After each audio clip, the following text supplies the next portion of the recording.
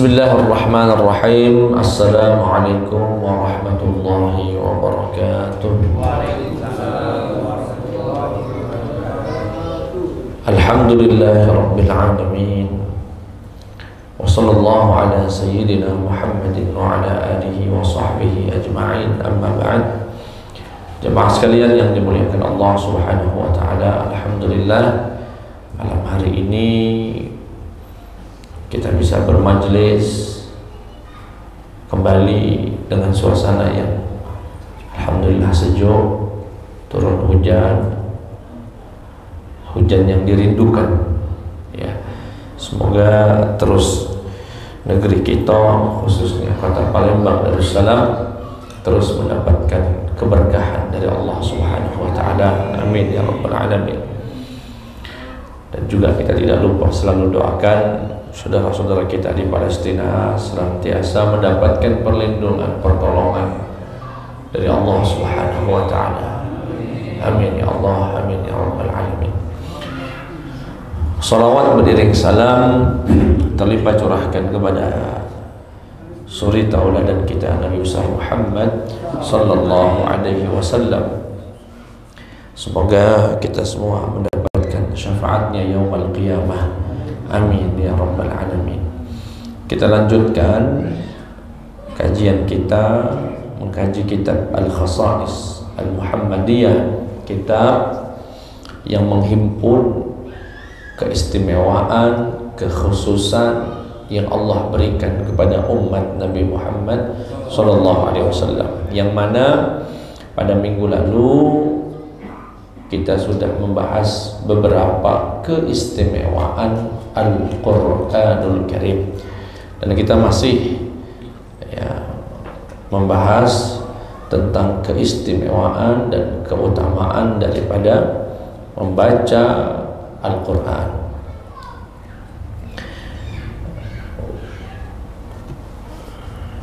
Wa minha qala al-musannif rahimahullah wa nafa'ana Allah bi 'ulumihi fid dunya wal akhirah. Wa minha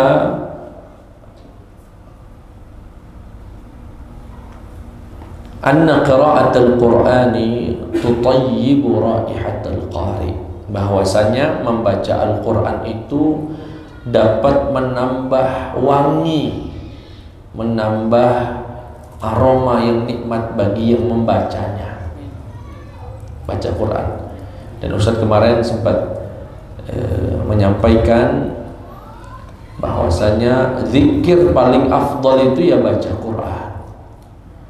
Dan ini juga mengingatkan buat yang lain, kita boleh semangat membaca ratib al-haddad, ratib attas, ratib wirdul latif, azkar sabah wal masa, zikir hizb Imam Nawawi, itu bagus.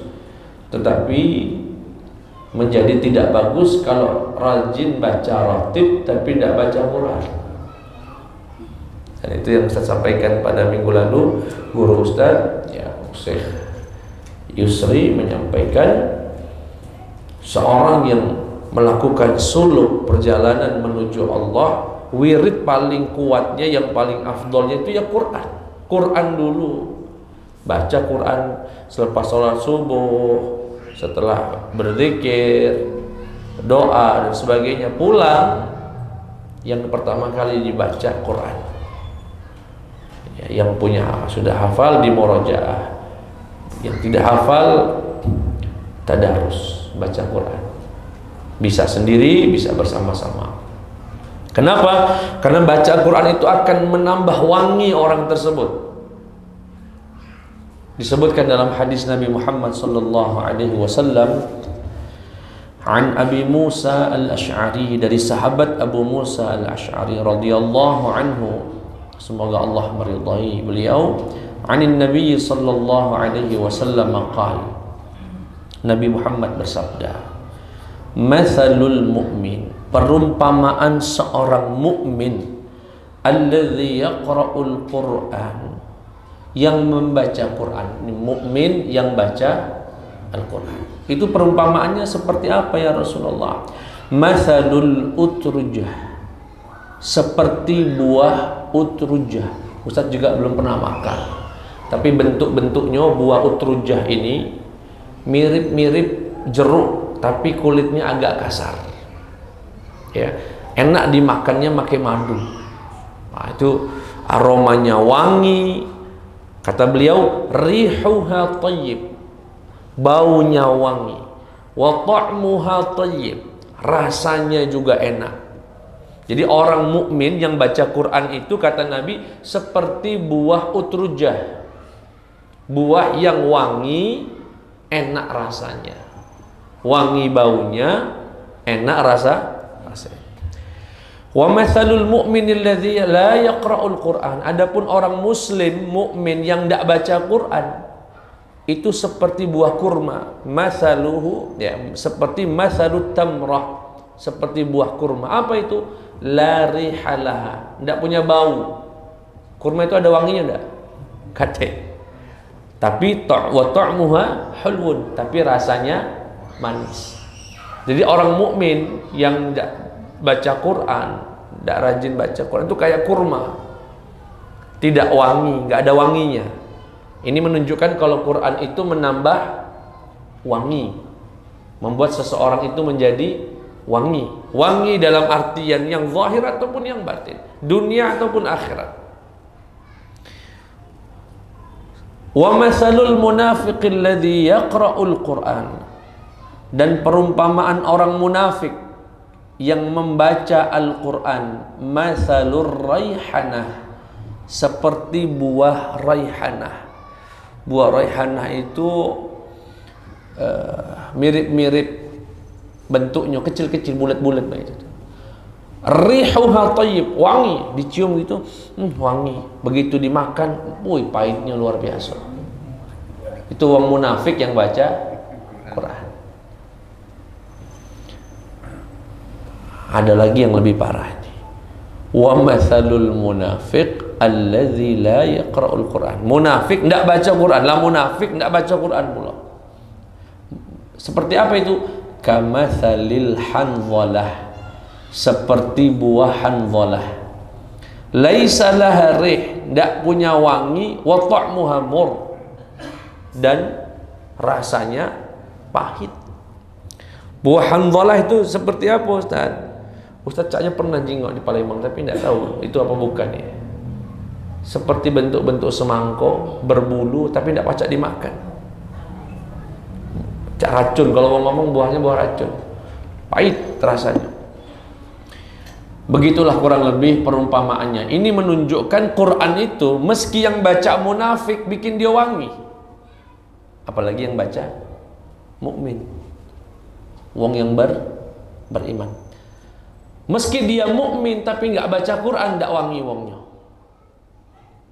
tidak wangi, seperti buah kurma.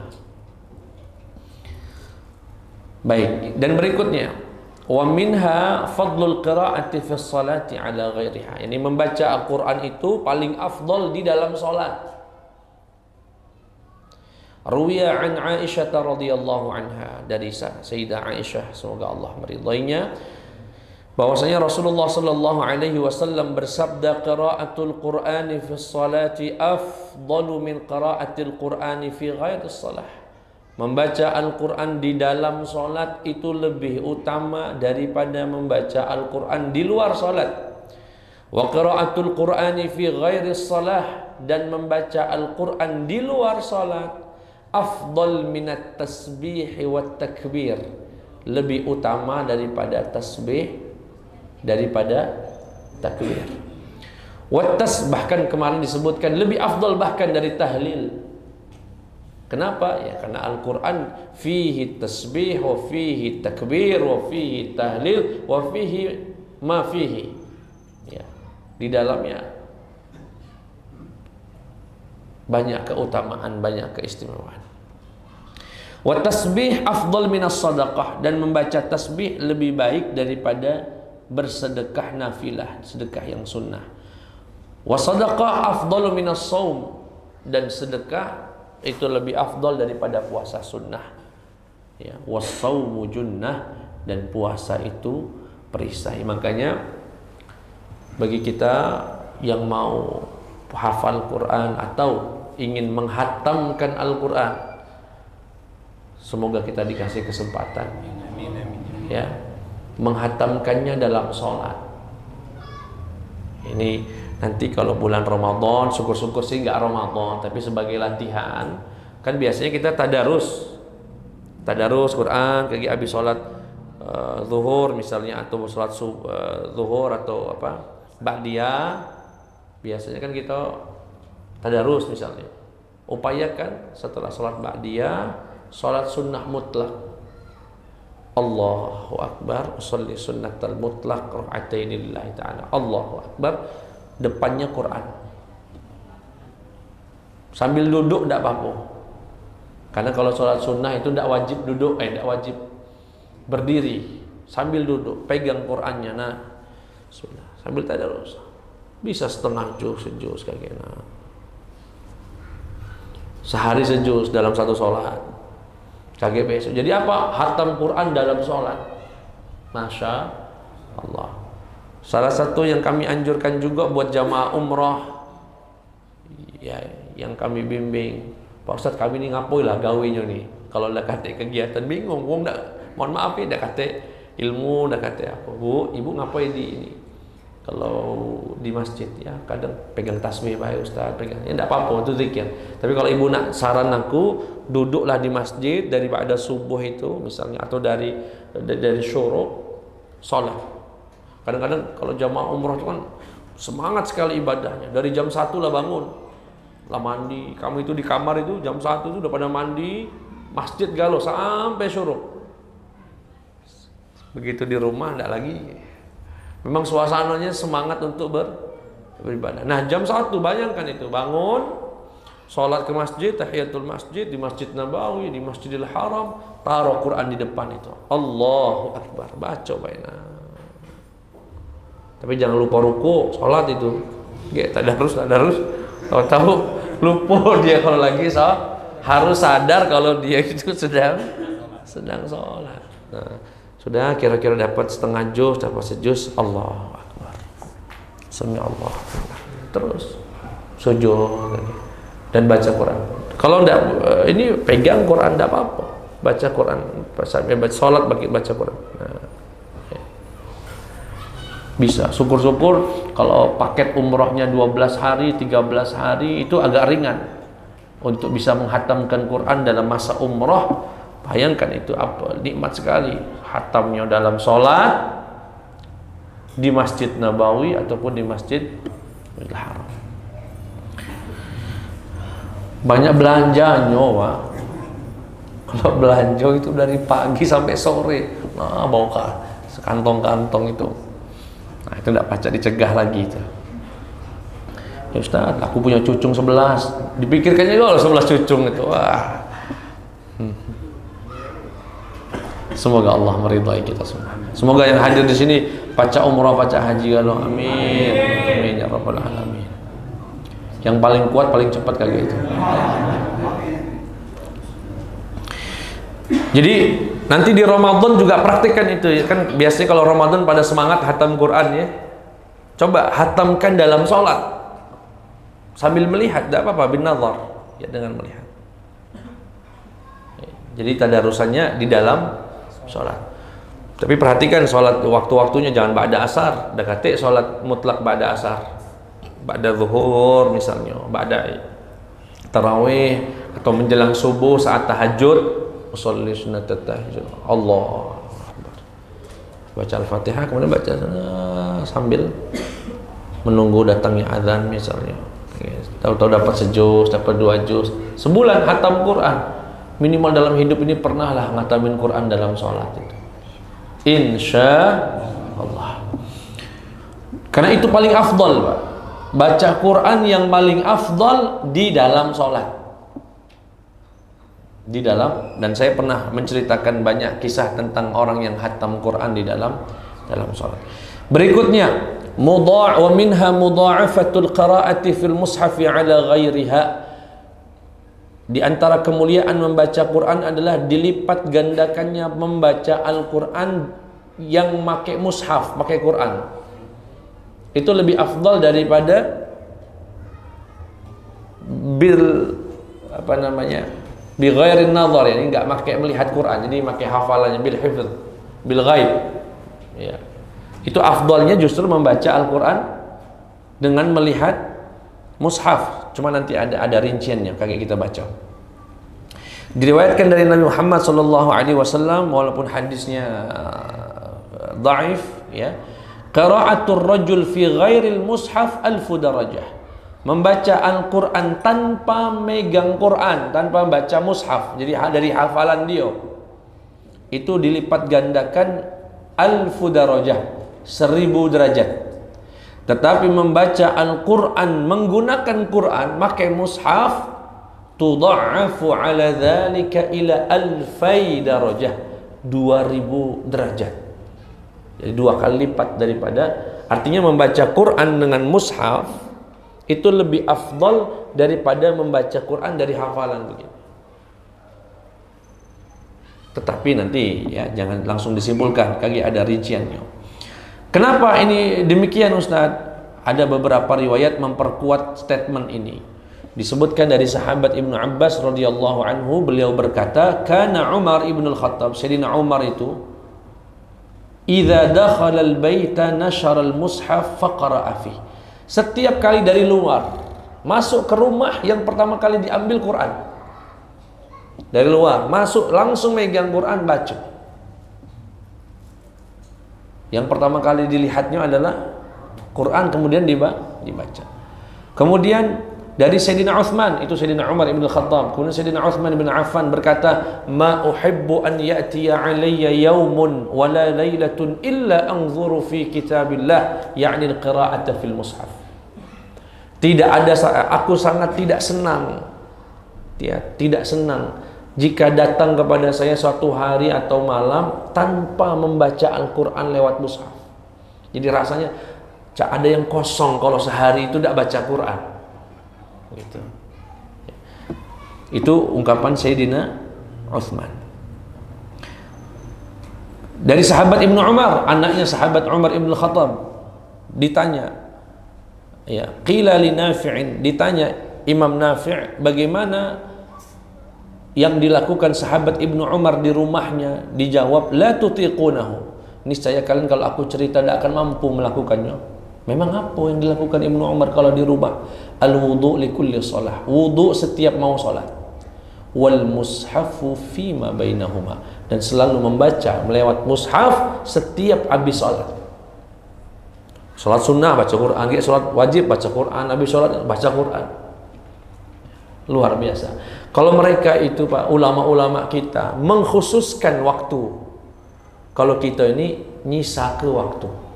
Kalau ada sisa-sisa waktu baru baca Quran. Makanya Quran juga ngenjuknya sisa-sisa berkah baik. Semoga kita dipermudah untuk membaca Quran. Nah, ini Imam Nawawi menjelaskan kenapa membaca Al-Quran dengan mushaf itu lebih afdal daripada bil ghaib, yakni dengan hafalan. Disebutkan qala al-Imam an-Nawawi, ini ada dalam kitab At-Tibyan, qira'atul Qur'ani fil mushaf afdal min al-qira'ati an dhahri qalbin. Membaca Al-Quran dengan mushaf, dengan Quran, cetakan Quran itu lebih afdal, lebih utama daripada membaca melalui hafalan. Kenapa? Li'annan nazar, karena melihat saja sudah ibadah, baca juga ibadah. Berarti ketika dia membaca sambil melihat, ada dapat 2 ibadah, ibadah melihat Quran, ibadah baca Quran. Ini pendapat sebagian ulama seperti Al-Qadhi Husain, Imam Ghazali, dan sebagian salaf. Tetapi kata Imam Nawawi, kalau boleh saya rinci, sebetulnya antara baca Quran dengan melihat mushaf atau membaca Al-Quran melalui hafalan, kata beliau, yakhtalifu biikhtilafil ashkhas, itu bergantung wongnya. Kalau dia fa'ayyatul qira'ataini, kira-kira di antara 2 membaca Quran itu, apakah dengan hafalan atau dengan mushaf, mana yang kira-kira membuat dia lebih khusyuk, yang dia lebih menikmatinya, maka itu yang afdol baginya. Artinya kalau sebagian dari kita di sini yang hadir, saya itu Ustadz kalau baca Quran sambil megang Quran itu rasanya nikmat sekali Ustadz. Ya sudah, berarti baca Qurannya pakai mushaf afdol bagi kamu. Tapi yang satu berkata, Ustadz, aku ini kalau baca Quran, kebetulan aku ini kan ya alhamdulillah Ustadz hafal Quran. Kalau aku baca Quran sambil megang Quran tuh kagak tidak mateng-mateng hafalan aku. Itulah aku sengaja baik. Tidak megang Quran, aku ngapal begini baik. Ya sudah, bagimu afdal tidak membaca Quran melalui mushaf. Nah kata beliau, kiranya tafsiran ini, tafsil atau rincian ini adalah rincian yang tepat untuk memahami pendapat-pendapat salaf terdahulu. Ya, kira-kira paham baik? Ya, nah bagi kita ini yang belum hafal Quran, ya baca Qurannya pakai mushaf. Ya. Ada riwayat dari Imam Baihaqi, adimun nazar fil mushaf. Lama-lamalah memandangi Quran itu. Itu saja bisa melihat, membuat orang itu bisa merasakan nikmat luar biasa. Ibadah insyaallah di sisi Allah Subhanahu wa taala. Wa minha, nah berikutnya ya, keutamaan membaca Quran. Annal qari yuqaddamu ala ghairihi syar'an. Dalam syariat kita, orang yang ahli Quran itu dikedepankan dalam segala hal. Duduk di depan. Jujur saja Pak ya, salah satu keistimewaan orang Palembang yang saya lihat, ya, dan insya Allah ada di beberapa tempat lain, tapi semoga ini terus bisa diwariskan. Orang Palembang itu cinta betul ulama Pak. Cinta betul para habaib, para ulama. Dan semoga ini terus diwariskan, Bapak ajarkan kepada anak keturunan kita. Di tengah hari ini para ulama sering diadu domba, habaib sering diadu domba, saling mencela, saling ini, sehingga lama-lama dikhawatirkan ulama itu haibahnya, karismanya hilang di mata masyarakat. Ulama apa dia? Akhirnya begitu. Kalau melihat media sosial, aduh, caci maki ke ulama itu sudah pedasnya luar biasa, ngeri jengoknya. Semoga kita tidak terpengaruh. Biarlah itu urusan mereka. Kita tetap mencintai ulama, mencintai para habaib, terutama para ahli-ahli Quran. Insyaallah. Ini salah satu keutamaan ahli Quran, diutamakan syar'an, secara syariat memang mereka dikedepankan dari yang lain. Dalam salat, ya ummul qauma aqra'uhum li kitabillah. Yang menjadi imam bagi satu kaum adalah mereka yang paling paham tentang Al-Quran dan orang yang juga banyak hafalannya dari Al-Quran. Dikedepankan. Ada dua wong siko umurnya masih 35, 36, 40. Siko umurnya 70. Tapi yang 70 ini dekati hafalan Quran. Kulhu terus. Yang satu kita tahu dia hafal Quran. Utamakan yang hafal Quran untuk bisa menjadi imam. Ya, terutama yang hafal dan faham. Ya, tapi kalau antara yang paham sama yang hafal, dikedepankan yang faham. Karena sholat itu lebih butuh orang faham daripada orang hafal. Baik. Berikutnya, Nabi ketika mau menguburkan jenazah pada perang Uhud, kan banyak tuh Pak, hampir 70 orang meninggal dunia. Sama Nabi, tolong dulukan yang banyak hafalan Qur'annya. Yang dimasukkan ke liang lahat itu didahulukan. Jadi Nabi berkata, ayyuhuma aktsaru akhdhan bil Qur'an. Ketika Nabi, ini yang mana dulu nih? Coba jengok dulu wajahnya. Kalau dia orang yang hafal Qur'annya lebih banyak, dahulukan dia. Artinya sampai penguburan saja ahli Qur'an didahulukan daripada yang bukan ahlul. Orang yang hafal Qur'an lebih banyak, lebih dahulukan daripada yang tidak menghafal Al-Qur'an.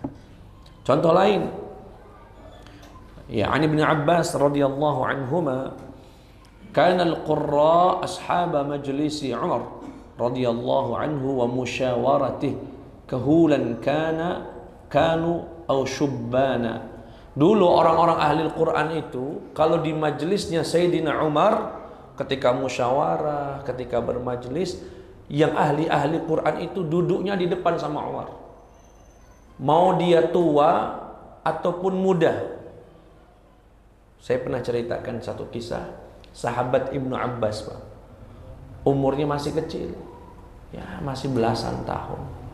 Tiap kali majelis datang ya, misalkan lagi rame begini majelis. Datang Ibnu Abbas. Duduknya suruh di depan, Pak.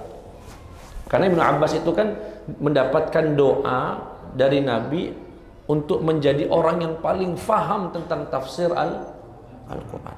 Nah, di hati para hadirin yang lain itu sedikit ada rasa janggal, rasa tidak nyaman. Ayah, aku juga punya anak seumuran dia, tidak pernah aku suruh duduk di depan. Ada rasa itu, Pak. Wajar manusia. Kenapa Ibnu Abbas masih ada yang tua-tua, kenapa dia muda duduk di depan? Akhirnya suatu hari sahabat Umar ingin memberitahu, ingin menunjukkan apa yang membuat alasan yang membuat Sayyidina Umar meminta Ibnu Abbas duduknya di depan. Ya. Akhirnya Sayyidina Umar bertanya kepada para sahabat, wahai para sahabat, telah turun firman Allah yaitu surat An-Nasr, idza jaa nasrullahi wal fath, dan seterusnya, wa ra'aitan nasa yadkhuluna fi dinillahi afwaja. Itu artinya apa, Pak? Idza jaa, jika telah datang, nasrullah, pertolongan Allah, wal fathu, pembebasan kota Mekah. Jika nanti datang pertolongan dari Allah, Mekah kembali direnggut oleh umat Islam, kembali ke pelukan umat Islam, ya, wal fathu wa ra'aitan nasa yadkhuluna fi dinillahi afwaja. Saat itu kamu akan melihat manusia berbondong-bondong masuk Islam. Sahabat Umar bertanya, apa yang kalian pahami dari surat ini? Sahabat, oh, alhamdulillah, akhirnya kaget Mekah kembali. Semuanya pada bergembira, Pak, karena surat itu dipahami oleh para sahabat sebagai kabar gembira, yaitu datangnya pertolongan Allah, uang kaget masuk Islam berbondong-bondong, ya, Mekah kembali dalam pangkuan umat. Baik, itu tafsiran kalian ya, pemahaman kalian terhadap surat An-Nasr. Sekarang aku nak nanya Ibnu Abbas nih, yang kalian anggap kecil, yang kalian anggap masih kecil, masih muda. Ibnu Abbas, apa tafsiran kamu terhadap surat ini? Ibnu Abbas malah menangis. Menangis terseduh-seduh. Kenapa? Kok yang lainnya bahagia mendengar surat ini, kamu menangis? Kata beliau, jika pertolongan Allah telah datang, kota Mekah telah kembali ke pelukan umat Islam, kemudian orang berbondong-bondong masuk Islam, itu tandanya Nabi Muhammad sebentar lagi akan meninggal dunia. Itu tanda Nabi Muhammad sebentar lagi akan meninggal dunia, dan tidak ada musibah yang lebih besar daripada wafatnya Nabi Muhammad sallallahu alaihi wasallam. Lihat itu, Pak, sahabat Ibnu Abbas bacanya dari sisi lain. Wong seneng galo, gembira, beliau malah melihat titik yang sangat lebih bahaya. Apa itu? Ya kalau umat Islam sudah menang, berarti tugas Nabi selesai. Kalau tugas Nabi selesai, artinya Nabi akan kembali kepada Allah. Itu yang membuat, kata sahabat Umar, tidak aku pahami surat ini kecuali yang seperti kamu pahami. Para sahabat yang lainnya ngangguk-ngangguk, oh, pantes lah Ibnu Abbas tuh duduknya di depan. Wong itu paling ngerti tafsir Quran itu, Pak. Dan ini tidak mengherankan, karena suatu hari sahabat Ibnu Abbas ini didoakan oleh Nabi, Allahumma faqihhu fid dini wa 'allimhu ta'wil. Ya Allah, pahamkan sepupuku ini Ibnu Abbas tentang agamamu dan jadikan dia ahli tafsir. Jadikan dia orang yang paling mengerti tafsir Al-Quran. Jadi, Pak, kalau Bapak punya acara pengajian, datang Ustadz Muslim, datang orang-orang yang kita kenal sebagai ahli Al-Quran, guru-guru ngaji kita, meski dia tidak bertitel, asalkan dia berkecimpung dalam dunia Quran, mohon sebagai bentuk penghargaan kita kepada orang yang dihargai oleh Allah dan Rasulnya, dudukkan mereka di tempat-tempat yang layak, dudukkan di tempat-tempat yang bagus. Dan itu budaya itu di Palembang luar biasa. Kami perhatikan Habib Mahdi rahimahullah rahmatan wasi'ah, dan habib-habib yang lain. Itu kalau punya acara haul atau acara maulid, itu seperti ada tim-tim khusus di depan pintu sana untuk menyeleksi mana yang ustadz, mana yang bukan, mana yang habib, mana yang bukan. Begitu.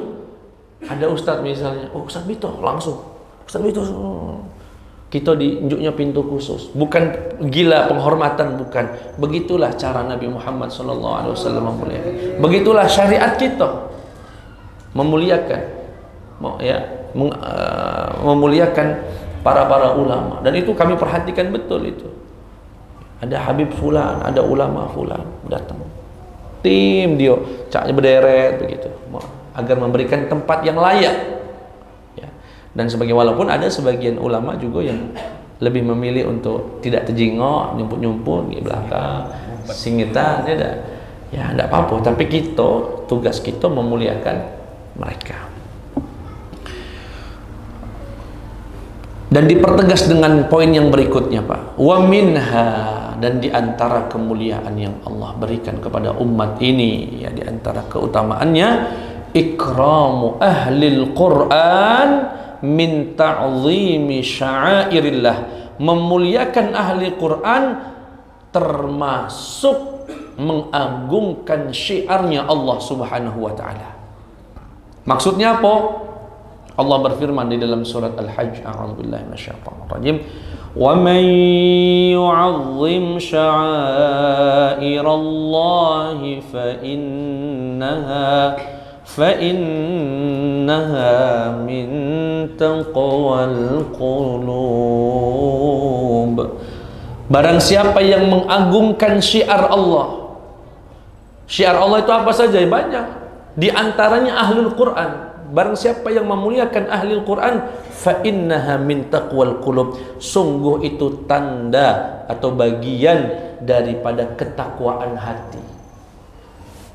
Ketakwaan hati. Maksudnya gimana, Ustaz? Orang yang hatinya itu ada ketakwaan kepada Allah, dia tahu ahli Quran itu dimuliakan. Ya mohon maaf ya, dengan segala hormat ini, kalau saya atau kita menghadiri majelis tahlilan misalnya, ada orang-orang yang tidak pernah ngaji, Pak, tidak pernah ngaji, tidak pernah bermajelis, datangnya itu cuma majelis tahlil, Pak. Duduknya di pinggir-pinggir sambil merokok begitu, megang yasin sikonya. Datang ustadz biasa, Pak, dia tidak tahu kenapa siapa dia, sama wae manusia juga. Kenapa? Karena hatinya nggak ada takwa. Tidak tahu bagaimana cara memuliakan yang harus dimuliakan itu. Terasa kok, Pak, ya. Kita juga mandang ketika saya datang misalnya. Kalau dia ngerti agama, ngerti itu, ada Habib datang, langsung dia bangun, disambutnya, Habib, ayo Habib. Ada yang tidak ngerti, biasa lah, siapa itu. Sambil paspus sih. Kayak dimatikannya, bismillahirrahmanirrahim, bismillah, metu asapnya galau, mamano. Karena nggak pernah ngaji, nggak berkahnya ngaji itu bisa bersikap yang tepat, ya, yang harus dimuliakan. Bahkan Imam Nawawi, Pak, ketika menafsirkan ayat ini, ayat yang mengatakan barang siapa yang memuliakan, mengagungkan syiar Allah, itulah takwanya hati, kata Imam Nawawi, istadallal Imam Nawawi radhiyallahu anhu, Imam Nawawi berdalil dengan ayat ini ala wujub, atas wajibnya ikrami ahlil Quran, wajibnya memuliakan ahlil Quran. Kenapa? Li'annahum min sya'airillah, karena ahlil Quran salah satu dari syiarnya Allah Subhanahu wa taala. Kama yajib, sebagaimana wajibnya memuliakan para ulama, mereka yang terus berjuang siang malam, ya, untuk terus menyampaikan agama Allah Subhanahu wa taala. Saya sedikit cerita tentang Habib Mahdi yang saya dengar dan yang saya tahu. Bagaimana ya para ulama yang lain lah, ya, berjuang demi agama itu, Pak, ya. Beliau itu baru balik dari umrah. Bayangkan itu, Pak. Capeknya luar biasa. sampainya di sini, ya, ngadakan haul, ngadakan maulid. Bahkan ketika yang sempat beliau sadar sebelum beliau wafat, beliau sadar dan badannya kelihatan agak sehat. Aku nak siap-siap nak ngisi pengajian. Oh beb, sakit beb, kaget dulu beb. Yang dipikirannya itu bagaimana agama ini sampai, agama ini bisa diwariskan ke generasi berikutnya. Para ulama, semalam kami melok pengajian Ustadz Kemas Ali. Beliau bercerita sehari itu bisa 8 majelis ilmu yang beliau isi. Mukanya sampai merah. Demi siapa Pak? Demi agama ini biar sampai. Enggak Ustadz, itu demi uang. Berapa dinjuk uang itu? Bukan kalau ngundang siapa? Artis 500 juta. Seleng itu 400 juta itu Pak. Ngundang Seleng, ngundang Peter Pan apa dia. Ustadz, doktor, profesor, kuliah sampai bertahun-tahun, 200.000, 300.000. Kalau mau dinilai, enggak. Demi Allah mereka datang capek-capek, sampai tidurnya kurang, sampai enggak terurus lagi kadang-kadang. Makannya terlambat, ininya, matanya sampai ngantuk-ngantuk. Agar sampai agama ini betul-betul sampai kepada generasi, disampaikan kepada umat. Maka wajar sekali kalau Allah mewajibkan umat ini memuliakan para ulama. Ya, memuliakan kama yajibu ta'zimul ulama. Kenapa? Hum hamalatu dinillah. Mereka lah orang-orang yang membawa agama Allah ini. Wala yajuzu idza'uhum, dan haram hukumnya menyakiti ulama. Lihat ini Pak, saya bacakan beberapa redaksi yang semoga bisa menambah semangat kita untuk memuliakan ulama. Memuliakan dengan ada batasannya Pak ya, tidak memuliakan sampai berlebihan itu tidak. Nggak sampai sujud-sujud itu juga tidak. Kalau ulamanya salah ya tetap salah, tidak kita ikuti, tapi tetap kita beradab. Apa kata Imam Nawawi? Beliau nukil dari Imam Abu Hanifah dan Imam Syafi'i, illam yakunil ulama'u awliya Allah falaysa lillahi waliyun. Jika para ulama itu tidak dianggap wali, maka Allah nggak punya wali. Jadi kan selama ini dalam pikiran kita masyarakat, wali itu yang pacak berterbang di atas banyu, wali itu yang pacak ngubah tanah jadi emas, ya itu bisa saja itu sebagai bentuk karomah Allah. Tetapi andaikan kita bisa melihat ada orang alim berilmu dan dia mengamalkan ilmunya, itulah wali Allah meski nggak disebut orang wali. Kata Imam Syafi'i, Imam Abu Hanifah, andaikan ulama-ulama yang berjuang itu tidak dianggap wali, maka di bumi ini nggak ada namanya wali. Jadi jangan salah persepsi, wali itu harus yang tadi punya karomah-karomah yang berapa banyak wali-wali mastur yang nggak ketahuan wong. Berjuang Pak di pelosok desa sana tiap pagi ngajar wong ngaji, sikok duo, alif bata. Padahal kalau dia mau mungkin bisa di tempat yang lebih mewah dan sebagainya. Ya. Berikutnya, dan ini saya potong saja, dan ini disebutkan oleh Imam Ibnu Asakir bagi orang-orang yang menyakiti para ulama. Beliau berkata, anna luhumal ulama'i masmumah. Daging-dagingnya para ulama itu beracun. Wa'adatullahi fi hadki astari muntaqisihim ma'lumah, dan sudah menjadi ketetapan Allah tirai-tirai yang menutupi orang-orang yang menghina ulama itu akan dibongkar semua oleh Allah Subhanahu wa taala.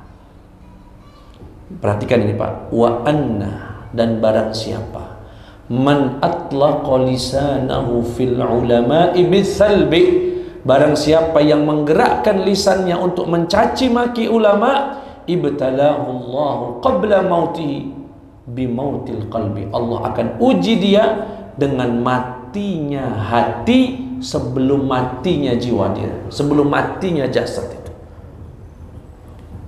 Dan itu bisa diperhatikan Pak, orang-orang yang benci ulama itu tipikalnya batu, keras, merasa pintar, merasa hebat, tidak galak dinasehati. Itulah yang dimaksud hatinya jadi mati sebelum jasadnya mati.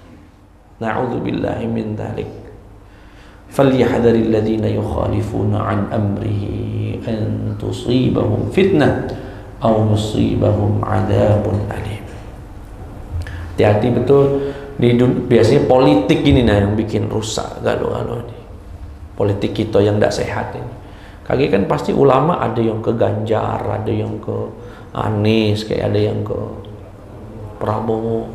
Ulama Prabowo, ulama Anies, ulama Ganjar namanya. Kita mungkin memilih salah satunya. Ya, memilih salah satunya. Ada ulama di sisi lain. Jangan dibenci, jangan dicaci, Pak. Kita nggak pernah tahu, kadang-kadang berjuang itu kan nggak harus sama teman terus. Kadang-kadang berjuang itu masuk ke kandang lawan, biar bisa mengimbangi, bisa macam-macam. Ya husnudzon saja. Kalau dia niat jahat, Allah Maha mengetahuinya. Ini nanti caci maki, oh ini ustadz penjilat ini, oh macam udah ngeri sekali itu nih bahasa-bahasa begitu. Hari ini sudah biasa sekali itu kalimat itu. Ya hati-hati benar. Dan lain sebagainya. Hati-hati buat majelis ustaz dan siapapun yang mendengar pengajian ini, jaga lisan kita, jaga hati kita dengan para ulama. Ya, walaupun ulama itu tidak terkenal, ya. Bahkan kadang-kadang ulama yang tidak terkenal itu yang lebih ampuh, ya. Dan lain sebagainya. Baik. Kemudian dari Rasulullah Sallallahu Alaihi Wasallam ada hadis berbunyi, Inna min ijlalillah, di antara tanda mengagungkan, memuliakan Allah. Apa saja? Nih, ciri-ciri atau cara kita memuliakan Allah. Satu, ikrama dzi syaibatil muslim, memuliakan orang yang beruban, artinya wong tua. Siapapun dia, meski dia bukan seorang ulama, asalkan tua, apalagi sudah ada tanda-tanda ubannya, muliakan mereka. Memuliakan orang tua, orang-orang sepuh itu ya, itu sebagai salah satu cara memuliakan Allah Subhanahu wa taala. Itu yang pertama. Dan alhamdulillah saya kira ini hasil perjuangan para ulama di Indonesia. Setiap kali kita ada acara di mana saja, itu selalu ada ucapan yang kami hormati para alim, para ulama, para sesepuh. Ya Pak ya, satu paket itu Pak. Itu kan pesan-pesan Nabi yang disisipkan dalam budaya kehidupan kita. Itu luar biasa. Pak, jujur Pak ya, saya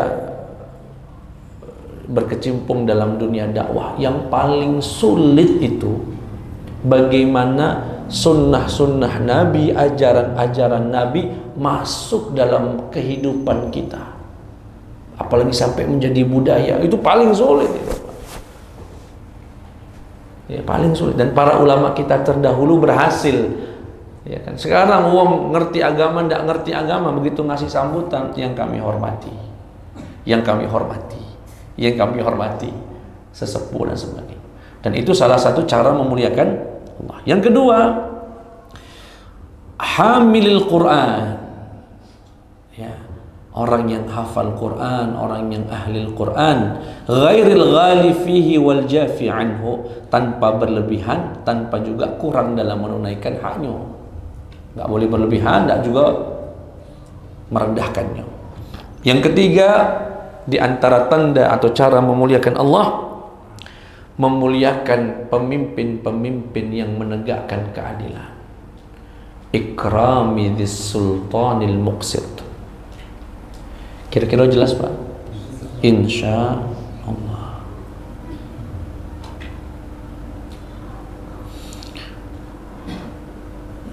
Intinya jamaah sekalian, dari poin yang terakhir ini, muliakan. Dan mohon maaf ini kalau di sini ada guru-guru atau orang tua yang privat, guru-guru ngaji, sebetulnya itu tidak pas. Quran itu didatangi Pak, bukan ustadz yang suruh datang ke rumah. sebetulnya. Tapi anggaplah dunia ini sudah sedikit berubah karena satu dan lain hal, sehingga ustadz yang diminta untuk datang ke rumah. Nah, kalau bapak termasuk orang-orang tua yang memiliki anak guru ngajinya datang, wajib bapak muliakan. Ini kadang-kadang ya mohon maaf ya, dan banyak bentuknya. Memuliakan itu gimana? Kalau bisa, kalau kita kebetulan masih ada di rumah, yang bukakan pintu kita, bukan pembantu. Bukakan Pak Ustaz. Kalau bisa masuknya lewat pintu depan, jangan pintu samping. Begitu datang, jangan langsung suruh ngajar, suruh duduk dulu, nyicipi minum, cemilan, buah. Berikan ruang khusus. Ya, serahkan anak itu dengan ikhlas terhadap didikan anak. Dan kalau ngasih bisyarah yang masuk akal, yang masuk, dia les matematika 600.000 sebulan, guru ngaji sebulan 50.000, KT, mohon maaf ya, nggak betul-betul nggak masuk akal itu. Nggak Ustaz, mereka itu kan ngomong ikhlas. Oh manusia, oh ikhlas.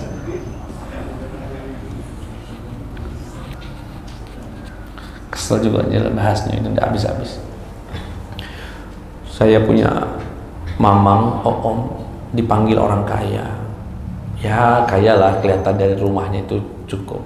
Kalau sudah privat itu biasanya Pak ya, om punya lah Pak ya. Pak Ustadz, berapa lah sebulan Pak Ustadz? Wih, malu ditanya itu Pak, malu semalu-malunya. Saya tuh dapat wasiat dari abah kami, Kiai Abu Ammar, jangan pernah matok jamplok. Itu wasiat dan kami pegang sampai hari ini. Jadi kalau ada pengajian nelpon kami, Ustadz, kami nak undang Ustadz, berapa lah Ustadz? Wih, malu rasanya. Tapi yang ngerti maksudnya itu Pak. Ini ditanya Ustadz berapa, malu. Aduh ya, seikhlasnya aja lah Pak. Paling jawabannya begitu Pak. Ya seikhlasnya itu, jangan dipahami polos. Oh berarti 20.000 baik wong ini. Oh iya. Seikhlasnya itu, yang ngerti lah Pak ya. Akhirnya dipaksa mamang kami itu, sebutlah Ustadz, kami salah. Ya sudah. Ya mohon maaf Pak ya, kalau bisa mamang itu 3 kali pertemuan Pak, seminggu minta 150. Berarti sekali pertemuan 50. Kata dia, wah alangkah mahalnya Ustadz. Nah begitu disebut mahal bapak ini, ndak jadi ngaji, dibatal ke utang. Wih, kebangetan ya no. Pak datang ya, bayarlah bensin minimal 10.000 PP. Ilmu dia, malulah menyebutkannya itu. Dan itu orang Muslim itu Pak, bukan wong kafir. Lah kalau bukan orang Muslim yang memuliakan guru-guru ngaji, jangan pernah berharap wong Kristen nak muliakannya. Begitu anaknya nilainya merah matematikanya, dia cari guru-guru privat 500.000, 600.000 dibayarnya. Seberapa? Sejam 50.000. SD, SMP 75, SMA 1 jam 100.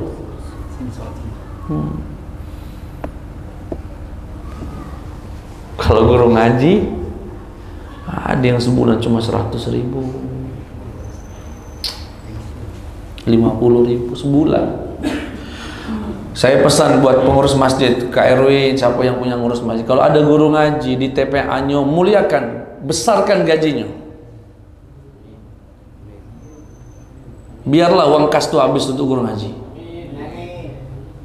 Kerasnya aminnya itu sama. Guru ngaji tuh.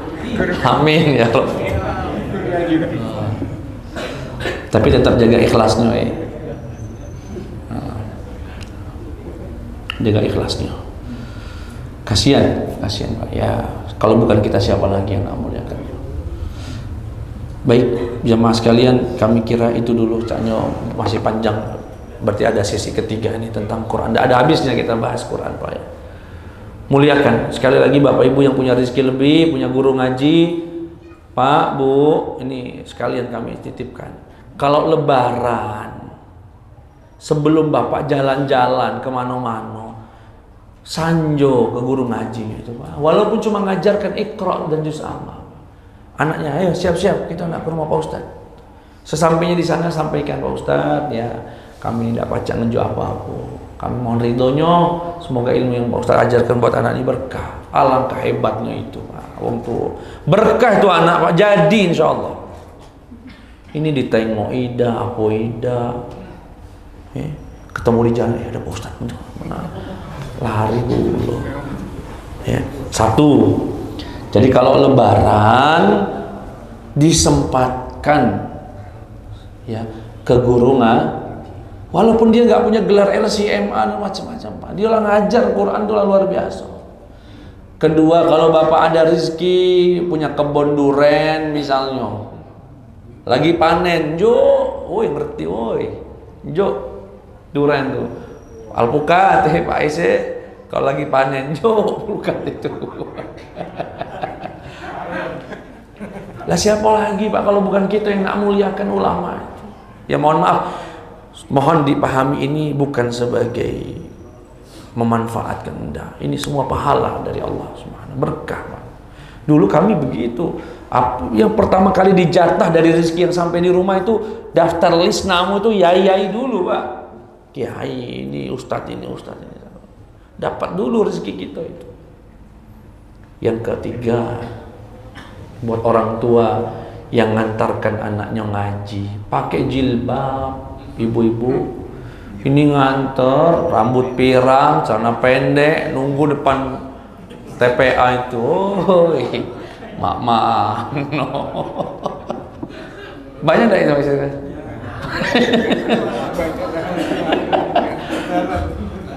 Oh, baca ngerti, susah. Iya, guru ngajinya bujang pulo. Dan buat guru ngaji, jangan pernah beda-bedakan murid. Jangan karena murid wong tuanya sering ngantar, dia yang diutamakan, enggak. Samo. Makanya sebagian pondok pesantren itu, Pak, ada yang tidak menerapkan beasiswa. Itu bukan karena mereka cari duit, Pak. Karena dikhawatirkan guru itu berubah rasa. Ini budak yang beasiswa, ini yang bayar. Laju beda. Samo kalau. Kalaupun mau menerapkan beasiswa, tim atau yang ngurusi data itu tidak boleh ngasih tahu siapa yang beasiswa, siapa yang bayar.